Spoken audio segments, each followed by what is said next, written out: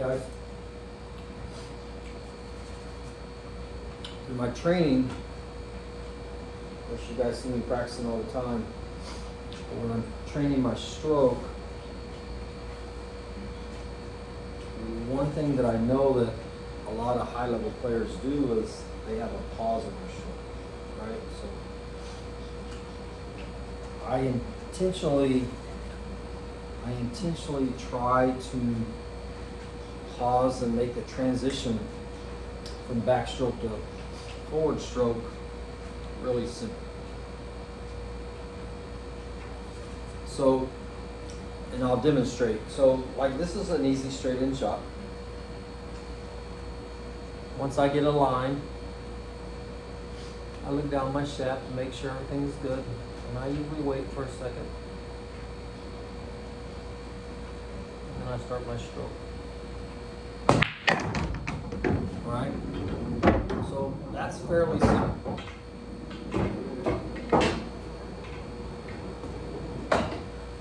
Here's my theory on why you should pause. I believe I kind of think of pull like in terms of playing golf. I've been an avid golfer for a long time and shot plenty of rounds under par, right?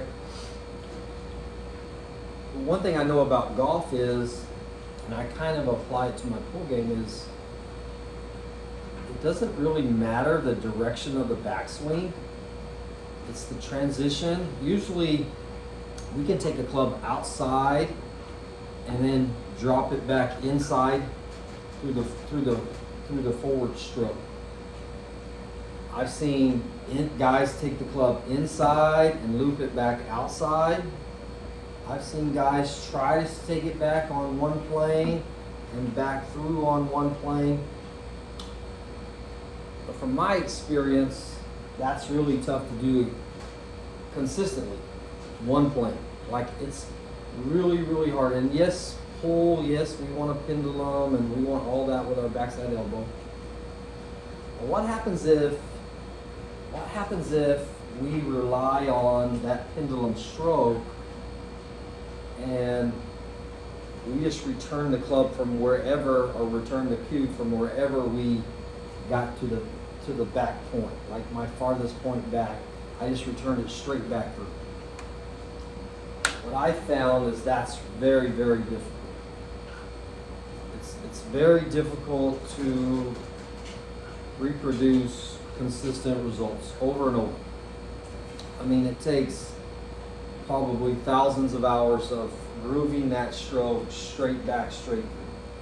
I think it's different. I came upon a drill one time where I was watching an instructor, and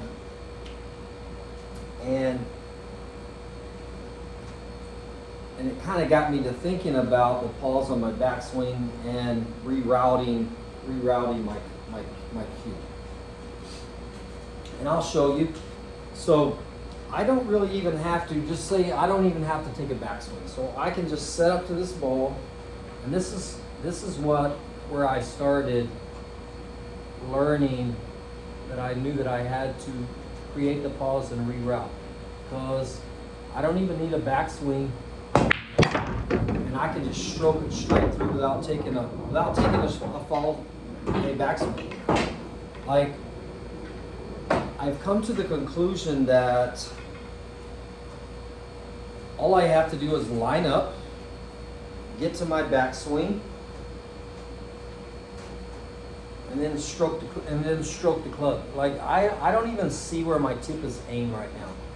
I can kind of see my shaft, but my hand and my eyes are going to go pretty close to that target line almost every time. And I've played, like, I've shot like a run of balls without taking a backswing. All I'm doing is following through, focusing my spot, and stroking it in from the backswing. And so that got me thinking, and I've applied it to my practices. That got me thinking about my backswing. And I've watched lots of videos, side videos from my swing, back videos from my swing. And I don't always take it back to the same place every single time. And maybe sometimes I'm tired, and maybe sometimes my shoulders don't align perfectly. And I think that all has an effect on my overall stroke. So I mean, some days I'd be really good. So that tells me my shoulder alignment is almost perfect that day, and everything I look at I make. But then other days, especially when I get tired, and I'm not watching video of myself, but I'm thinking that something's off in my alignment that causes my stroke not to be in line. So going back to my pause, because of that drill where I showed you where I don't take a backswing, I just line up, see my target, and stroke the ball straight in line. Well, if I can do that without a backswing, then I know it's not about the backswing. I'm pretty sure it's the direction that my hand is traveling to my shot line. I think my brain and my hand are going to travel to the spot on the ball that I'm looking at almost every time. Almost every time. And I'll demonstrate. Okay, so I'll swing it way outside, no pause, no transition, and try to make the ball. All right? This is very difficult to do, and I'll take the club outside and swing it back in and try to make it. And I'll do it kind of quick. And you've seen I missed that shot by a pretty wide margin. And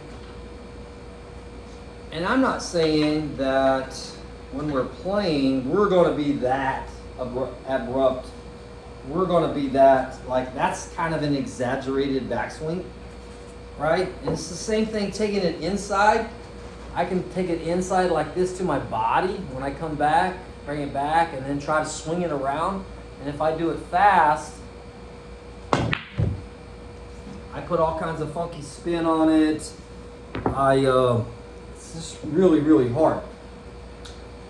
And in effect, that's what I see a lot of players do. They don't have a perfect backswing. Like, alignment's not perfect. But they don't give them time in they don't give themselves time in the transition to reroute the club or reroute the pull stick, just like golf, right? So I've seen a lot of great golfers really take it outside, drop it back inside, and square up the face and hit really good shots. Myself, for one, I've done that many, many times. I've kind of experimented with the golf swing over the years, and I've kind of, as long as I have a really good transition where it's a nice subtle pause at the top, I can typically transition into a pretty good shot. That same thing is true for pull, right? So it doesn't matter. So this time, I'll take it way outside, I'll pause, and then I will reroute my pull stick. So I'll line up straight, I'll take it outside, pause, and reroute it, and I just made that shot. All I did was give myself time to make the correction in the forward swing. So I believe that's the key to consistent results. I think, and not everybody does this.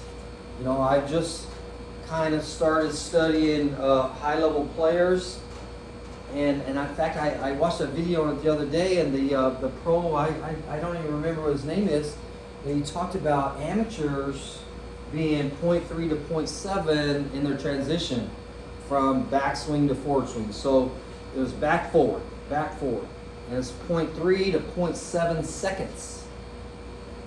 He said that the average pro is 1.4 to 1.8. 1.4 to 1.8.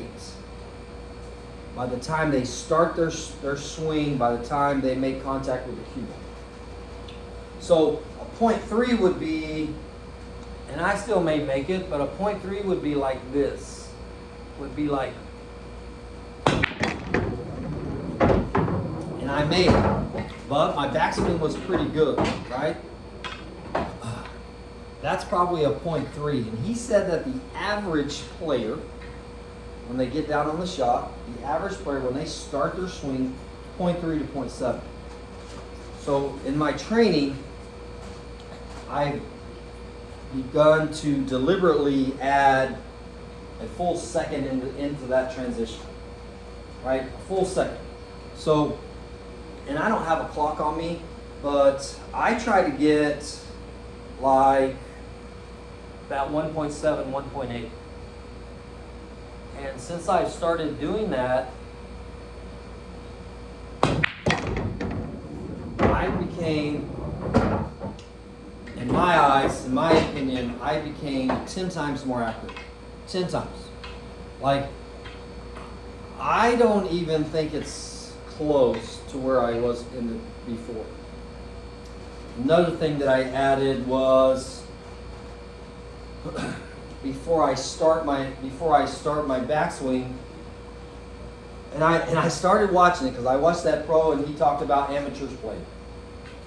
And he says that the first thing they do as soon as they get on the shot line is they get down and they start stroking. And they start stroking. And then they just stroke, and they swing. And that's what they normally do. And they miss. And they never really take time. They never really take the time to make sure everything is in line. I mean, a lot of people have watched me play here lately, and they probably wonder about my mechanics. But most of the time on a straight-in shot, I don't even take practice swings. I don't waggle or I don't start movement. I'm not even moving my tip. If it's fairly straight in, I'll just lock in on that line, and then I'll just make a smooth delivery. So I'll just lock in and I'll hold it. And sometimes I may even hold it for 10 seconds. And I make sure everything is perfect. I'm looking down the line.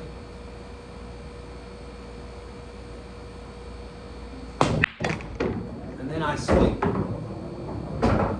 I didn't need a practice swing. I didn't need 10 practice strokes before I swung my stick, my tip, my whatever you call it. I like to refer to it as golf before I swung my club. I needed no practice swings, none. And I hit that perfect, right? So, and I can hit any long straight in shot, and I don't need all that jab. I can feel speed. My brain feels how hard I need to hit it. But what I see, and I watch a lot of lower level players, what I see is I don't see that setup. I don't see that system of their pre-shot routine. I don't see it. When you see me stroke, I usually stroke from behind the ball. That's my practice swing. Right? Once I get down, pretty much I know. Now sometimes if I have a really tough cut, I might just jab the tip just a little bit, just to kind of feel that shot a little. Especially if it's a really soft finesse shot, I may do that. But most of the time, and I don't miss very many straight ins. Most of the time, I get down on it, and really I'm just looking at the line. And I'm trying to hit it perfect. And once I feel like I'm good, I just transition slowly.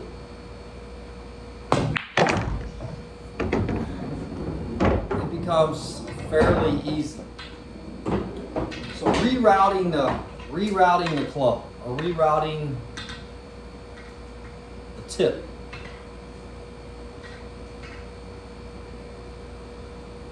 I've never seen that written or said before, so I study lots of pool stuff. I've watched tons and tons of instruction. I'm a self-taught player, so pretty much I haven't taken lessons from anyone. I'm a coach. I'm an instructor, not in pool, but I instruct baseball, softball, whatever. I kind of apply my own logic to everything that I do. I'm a self-taught golfer. Shot 67, 68, many rounds in my 60s, right? Self-taught, no lessons. Nobody taught me how to play golf. I taught myself, right? I've learned the mechanics, broken them down, applied them to my game. Absolutely 100% that's the key to success in anything that I do, right? So mechanics have to be spot on. They have to be right on. Because you will never see a high-level player, especially a professional, with poor mechanics, ever. You'll have a solid bridge. You'll have a solid backswing. Not all of them false, right? But I'm telling you guys out there, if you're really serious about playing pool, incorporate the pause. Incorporate the pause. Incorporate the alignment process. Incorporate a pre-stroke routine, which allows you to step into your shot, line up your shaft and your tip, shoot straight down that line and control that tip, right? And that's all going to happen in your transition. And that's what I do. Just line it up, look down my line, focus on my target, transition smoothly. Stroke the ball. Guys, I believe, and I don't know, I'm not a professional,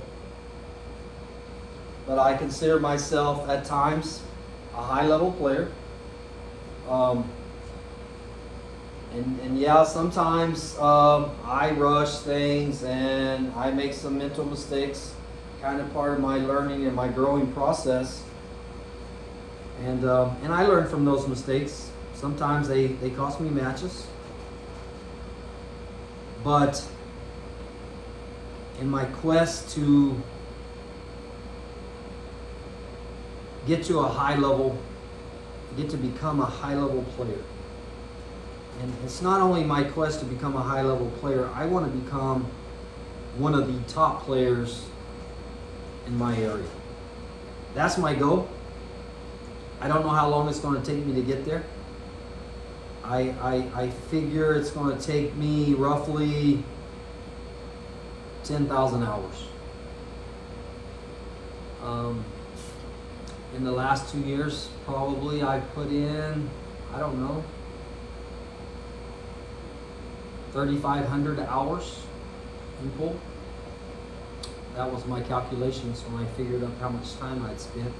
Every day, 3 to 6 hours a day for the last 2 years. I've only taken probably 4 or 5 days off in 2 years. So that's the secret to my success. I work hard at this game. I want to be good, right? So anyway, if you can take some of those tips, maybe apply it to your game. I know positively, absolutely, it will help you, and it will help you get to another level. All right, guys, thanks for tuning in, and I got a couple more days left on break. Maybe I'll post one more video before we got to go back to school. Anyway, you guys take care. See ya.